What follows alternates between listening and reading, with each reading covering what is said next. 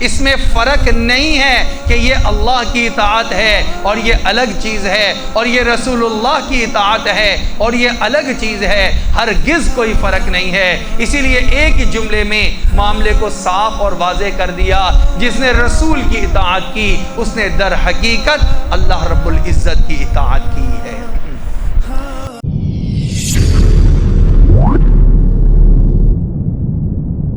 میرے معزز سامعین کرام اور رفقاء کرام، حق سبحانہ و تعالیٰ کا بے پناہ کرم ہے، فضل اور احسان ہے۔ حق سبحانہ و تعالیٰ نے ہمیں ایمان کی سلامتی کے ساتھ، صحت کی عافیت کے ساتھ ایک مرتبہ پھر اپنے گھر میں آنے کی توفیق مرحمت فرمائی ہے۔ جمعۃ المبارک جیسے بابرکت دن میں صلاۃ الجمعہ جیسی بابرکت نماز ادا کرنے کے لیے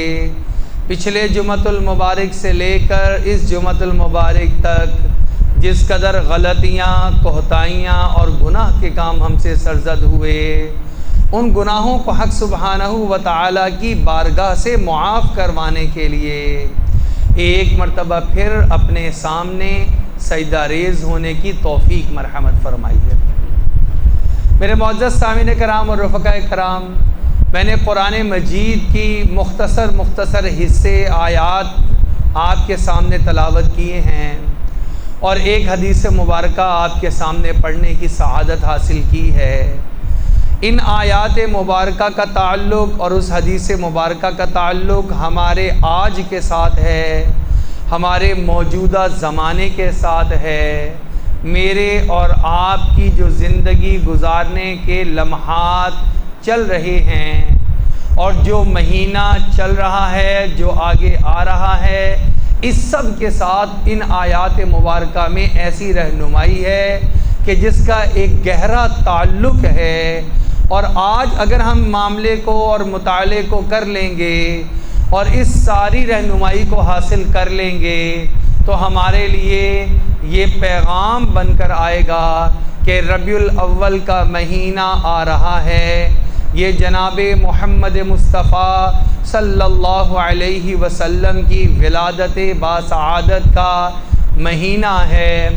اس سے بارے میں مجھے اور آپ کو کیا کرنے والے کام ہیں، کیا جذبات ہیں جو جذبات ہونے چاہیے، کیا چیزیں ایسی ہیں جو کہ میں نے اپنی ذمہ داری کے طور پر ان کو بجا لانا ہے، میرے لیے، میری اولاد کے لیے، میرے گھرانے کے لیے، اور من حیث الامہ، امت مسلمہ، حضور اکرم صلی اللہ علیہ وسلم کی امت محمدیہ صلی اللہ علیہ وسلم کو کیسے گزارنا چاہیے ان ایام کو، اس کی واضح رہنمائی انشاءاللہ ان آیات مبارکہ میں ہمیں مل جائے گی۔ ایک آیت مبارکہ جو میں نے آپ کے سامنے تلاوت کی، اس کے اندر اللہ رب العزت نے انسانوں کو فلاح کا راستہ، کامیابی کا راستہ، نجات کا راستہ بتایا ہے، اور امت مسلمہ کے لیے خاص طور پر اور ساری کی ساری انسانیت کے لیے عام طور پر ان نجات کا ذریعہ اللہ رب العزت نے اپنی اطاعت اور اپنے پیارے حبیب جناب محمد مصطفیٰ احمد مجتبیٰ خاتم النبیین شفیع المذنبین احمد مصطفیٰ صلی اللہ علیہ وسلم کی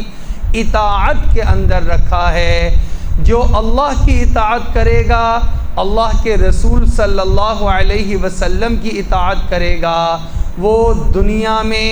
آخرت میں فلاح پا جائے گا۔ قرآن کی آیت اطیعوا اللہ و اطیعوا الرسول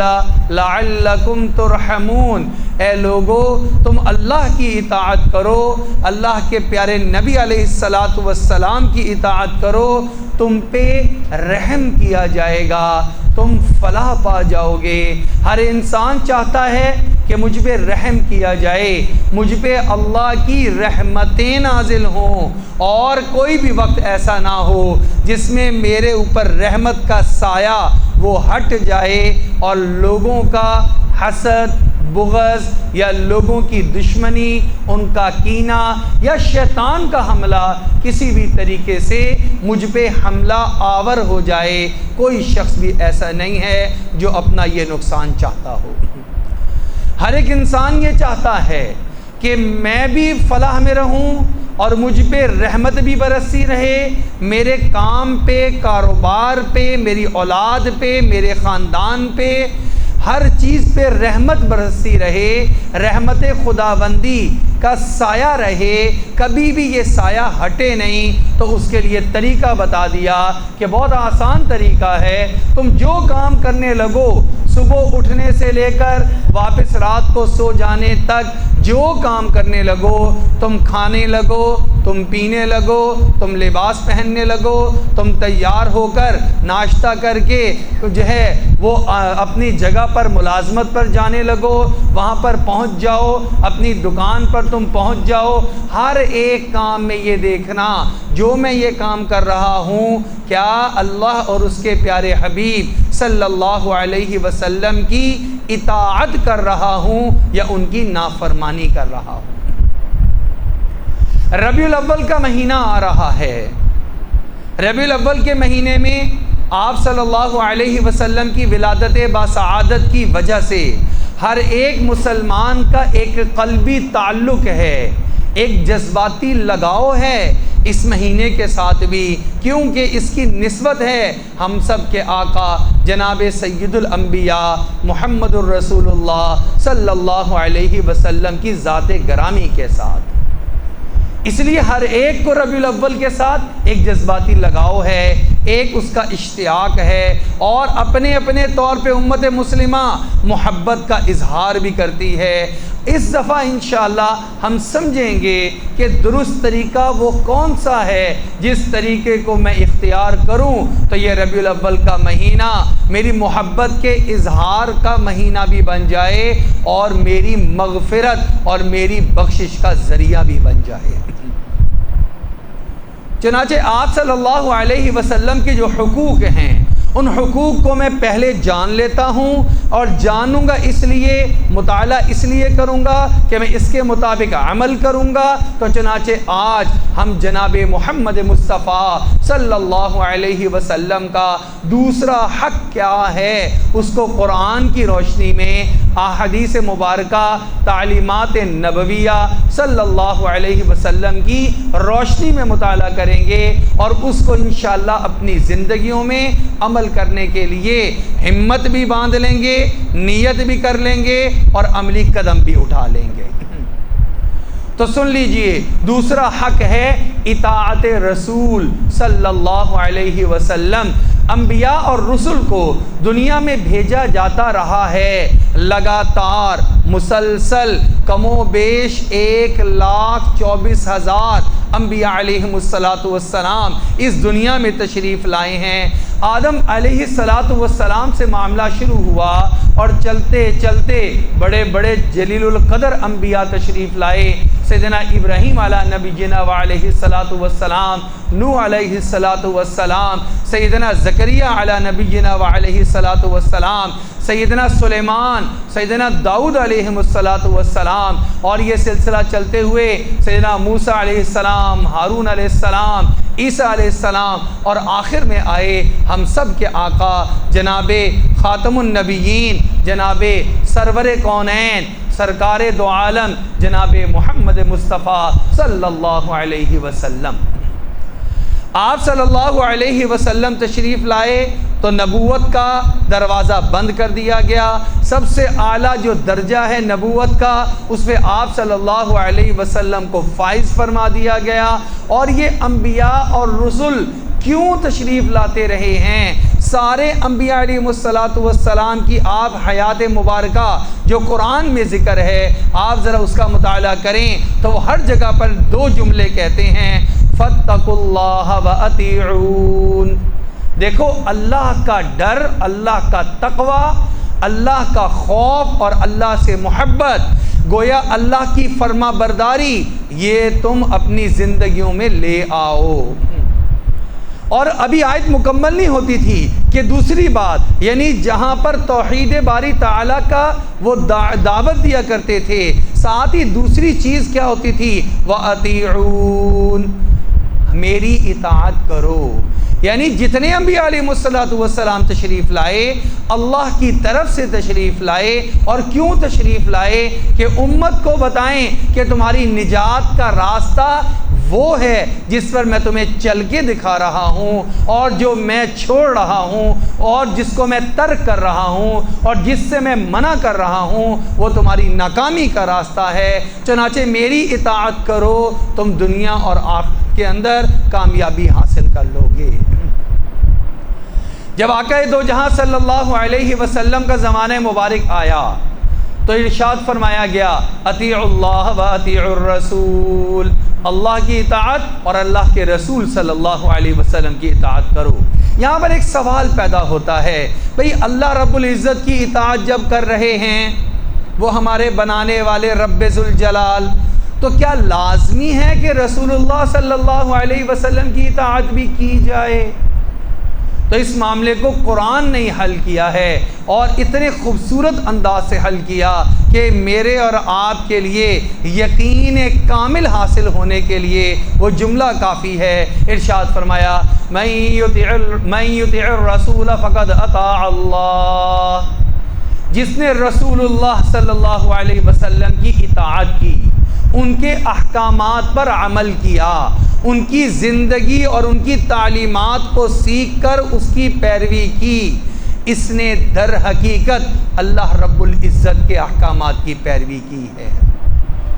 جس نے رسول اللہ صلی اللہ علیہ وسلم کی اطاعت کی ہے در حقیقت اس نے اللہ کی اطاعت کی ہے۔ یہ رسول اللہ صلی اللہ علیہ وسلم جو بتا رہے ہیں وہ اپنی جانب سے نہیں بتا رہے، وہ اللہ کی طرف سے بتا رہے ہیں، اللہ کا پیغام آپ تک پہنچا رہے ہیں، لہٰذا جو یہ کر کے دکھا رہے ہیں ان کی اطاعت کرنے والا اللہ کی اطاعت کرنے والا شمار ہوگا۔ اس میں فرق نہیں ہے کہ یہ اللہ کی اطاعت ہے اور یہ الگ چیز ہے، اور یہ رسول اللہ کی اطاعت ہے اور یہ الگ چیز ہے، ہرگز کوئی فرق نہیں ہے۔ اسی لیے ایک ہی جملے میں معاملے کو صاف اور واضح کر دیا، جس نے رسول کی اطاعت کی اس نے در حقیقت اللہ رب العزت کی اطاعت کی ہے۔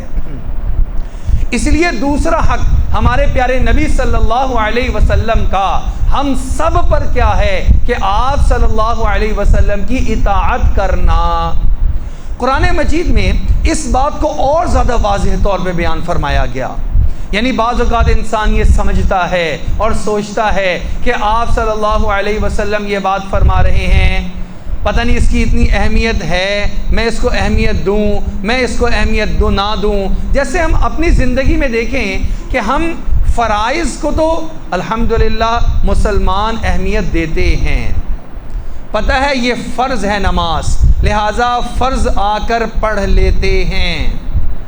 جو مسجد میں آ کے نہیں پڑھ پاتا وہ اپنی دکان پہ مصلی بچھاتا ہے اور فرض نماز ادا کر لیتا ہے۔ لیکن ذرا غور کریں کہ فرض پڑھنے والے جتنے ہیں کیا اتنے ہی نمازی سنت پڑھنے والے اور سنت ادا کرنے والے بھی ہیں؟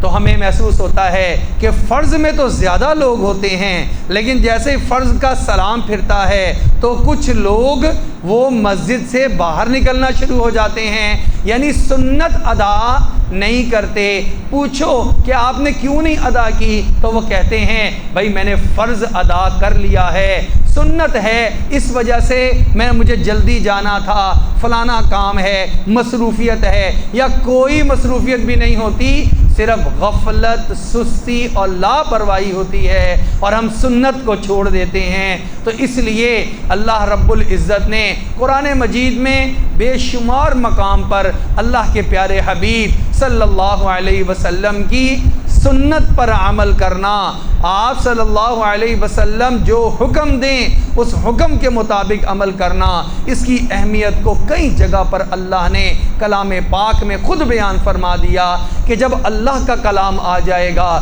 تو اللہ کے بندے سنت کے ادا کرنے میں بھی سستی نہیں دکھائیں گے بلکہ چستی دکھائیں گے کہ جہاں اللہ نے مجھے فرض ادا کرنے کی توفیق عطا فرما دی، تھوڑی سی ہمت اور کر لوں تو میں سنت کے اوپر بھی اپنی زندگی کو جما سکتا ہوں۔ ایک جملہ ارشاد فرمایا، ما آتاکم الرسول فخذوہ وما نہاکم عنہ فانتہوا۔ قرآن میں اللہ رب العزت نے بڑا خوبصورت جملہ ہے یہ، اس کی تشریح اور تفسیر جتنی پڑھتی چلے جائیں اتنا آپ صلی اللہ علیہ وسلم کی سنت، آپ صلی اللہ علیہ وسلم کی حیات طیبہ، اس سے محبت اور اس میں عمل کرنے کا شوق بڑھتا چلا جاتا ہے۔ ہم مسلمانوں کا سب سے بڑا المیہ یہ ہے کہ ہم اصل تعلیمات کو نہ تو پڑھتے ہیں،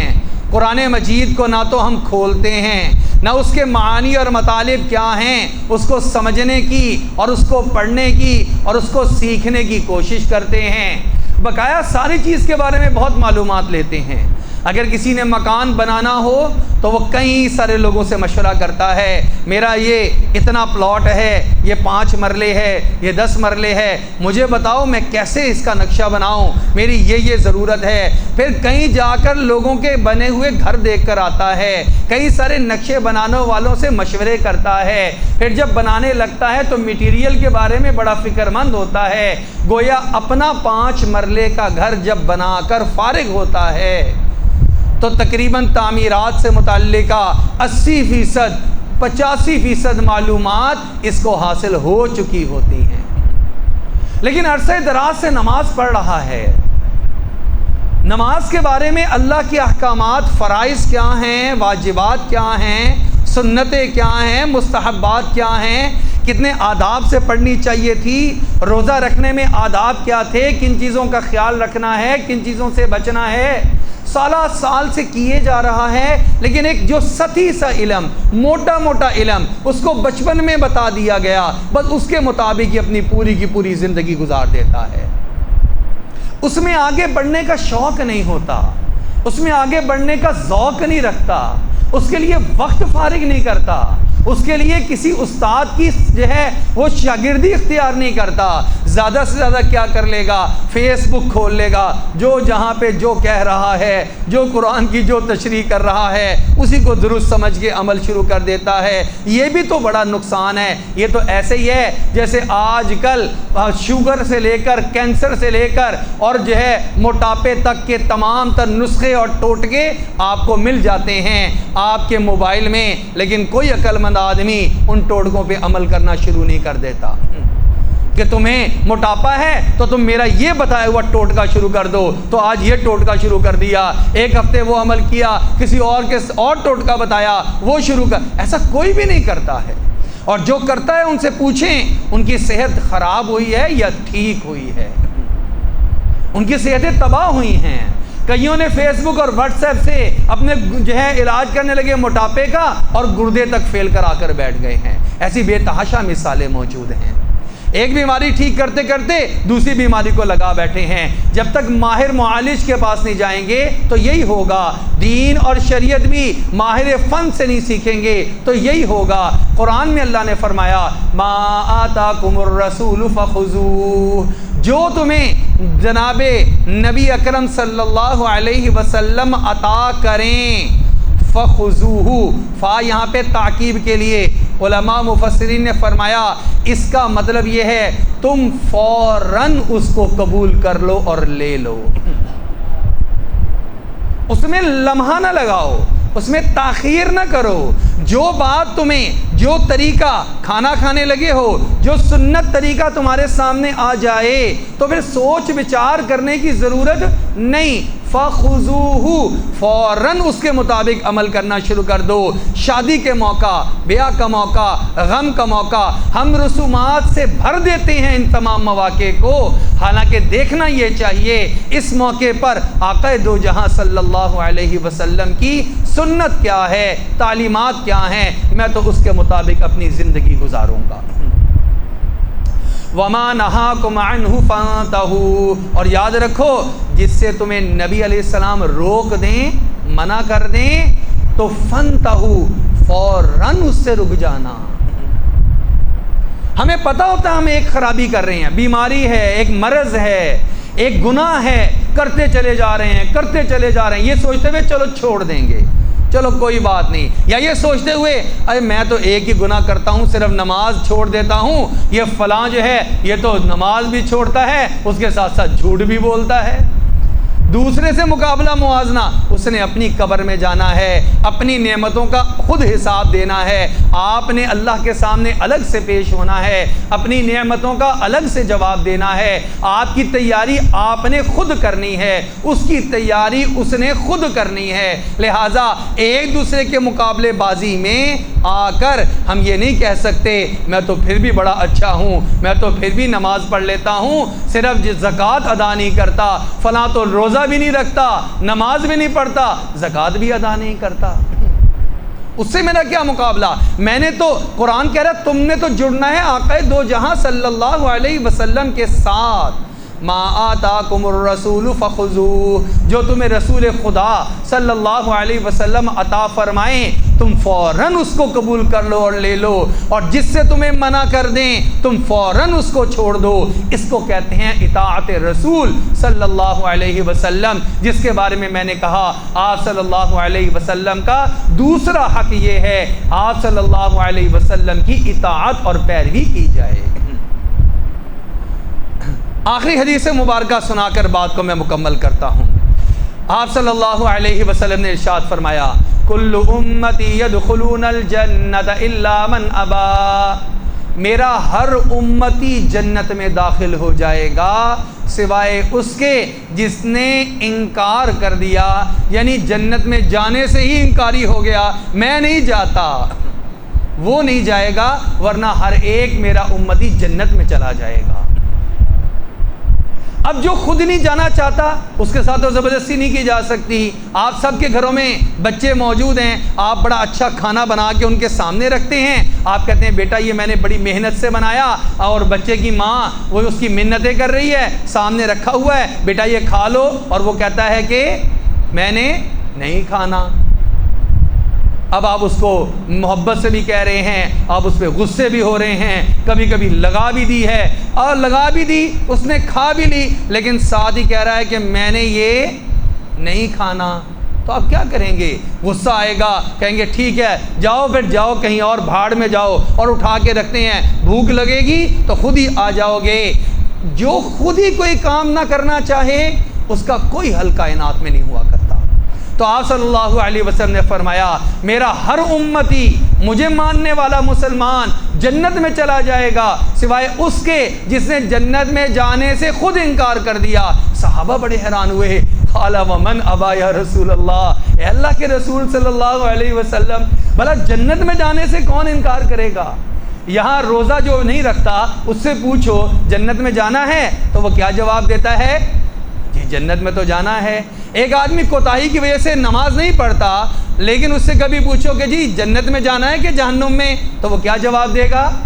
جنت میں جانا ہے انشاءاللہ، اللہ مجھے معاف کریں گے، میں انشاءاللہ نماز بھی شروع کر دوں گا۔ یعنی کون ایسا ہوگا جو جنت میں جانے سے انکار کر دے؟ آپ صلی اللہ علیہ وسلم نے ایک جملے میں تشریح فرما دی، علامت بتا دی، نشانی بتا دی، کون ہے جو کہ جنت میں جانے سے خود انکار کر رہا ہے؟ فرمایا من اطاعنی فقد دخل الجنہ،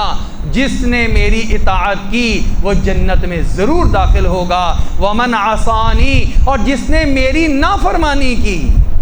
پتہ لگا کھانے کا مصنون طریقہ یہ تھا، اس نے کہا نہیں مجھے یہ پسند نہیں، میں تو اس کے علاوہ اور طریقہ اختیار کروں گا۔ کمانے کا طریقہ پتہ چلا کہ کمانے کے طریقے میں رشوت نہیں لینی چاہیے تھی، وہ کہتا ہے نہیں رشوت کے بغیر میرا گزارا نہیں۔ اسے پتہ چلا کہ سود نہیں کھانا چاہیے تھا، وہ کہتا ہے سود کے بغیر کام نہیں چل سکتا، سود کو کھاتا رہا، گویا نافرمانی کرتا رہا۔ اسے پتہ چلا کہ بھائی کی اور بہن کی وراثت میں حق نہیں نہیں مارنا، لیکن اس نے حق مارا، حق دبایا، کسی کے ناحق مال کو کھا لیا، تو اس نے کیا کیا ہے؟ اس نے آقا دو جہاں صلی اللہ علیہ وسلم کی نافرمانی کی ہے، اور نافرمانی کرنے کی وجہ سے اس نے جنت میں جانے سے خود انکار کر دیا ہے،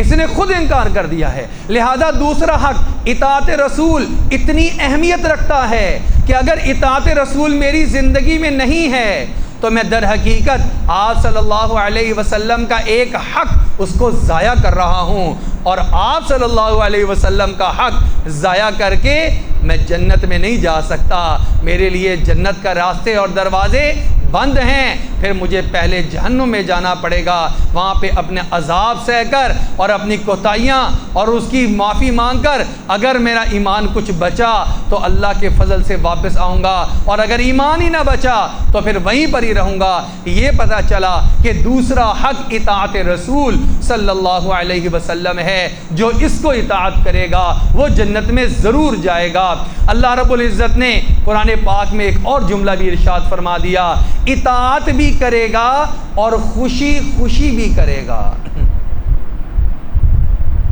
ایک بچہ ہمارے گھر میں والد کا کہنا مانتا ہے، خوشی خوشی مانتا ہے، اور دوسرا والے کو کہتے ہیں بیٹا جانا ذرا یہ کام کرو، تو پہلے وہ گھور کے باپ کو دیکھتا ہے، پھر کہتا ہے کسی اور کو کہہ دیتے، پھر کہتا ہے اچھا چلے میں اٹھتا ہوں، پھر آہستہ آہستہ اٹھتا ہے، مرے ہوئے قدموں سے جاتا ہے، جا کر وہ کام کرتا ہے، اور ساتھ ہی سر مارتا رہتا ہے، ہوں کرتا رہتا ہے کہ پتہ نہیں مجھے کیوں اٹھا دیا، اور آ کر بے تکا سا کام کر کے جو اچھے طریقے سے کیا بھی نہیں گیا بلکہ کام کو خراب کر کے لا کے والد کے سامنے کہتا ہے جی میں کر آیا ہوں جو آپ نے کہا۔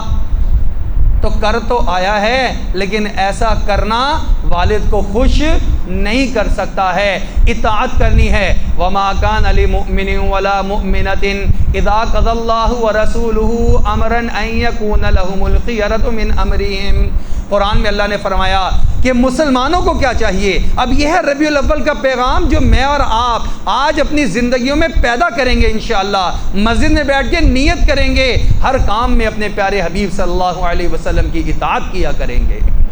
چنانچہ فرمایا کہ کیا چیز ہے؟ فرمایا کہ جب تمہیں کسی مومن مرد اور کسی مومنہ عورت کو اس بات کا اختیار ہی نہیں ہے کہ جس معاملے میں اللہ اور اس کے نبی علیہ الصلوۃ والسلام کوئی فیصلہ سنا دیں، کوئی حکم صادر فرما دیں، تو اب یہ سوچے کہ مجھے اختیار ہے چاہے کروں چاہے نہ کروں، فرمایا یہ شخص کامل مومن نہیں ہے، یہ مومنہ نہیں ہے جو یوں سوچتی ہے کہ میں رسول اللہ کی اطاعت کروں اس معاملے میں یا نہ کروں۔ مومن مرد اور مومن عورت کو یہ اختیار ہی حاصل نہیں ہے، وہ تو یہ دیکھتا ہے اللہ کا حکم آ گیا، اللہ کے حبیب صلی اللہ علیہ وسلم کا حکم آ گیا، مجھے تو اس کی پوری طرح اطاعت اور فرما برداری کرنی ہے۔ اللہ رب العزت سے دعا ہے اللہ مجھے بھی توفیق عطا فرما دے، آپ سب کو بھی توفیق عطا فرما دے، پوری امت مسلمہ کو توفیق عطا فرما دے، آپ صلی اللہ علیہ وسلم کی اطاعت کر سکیں۔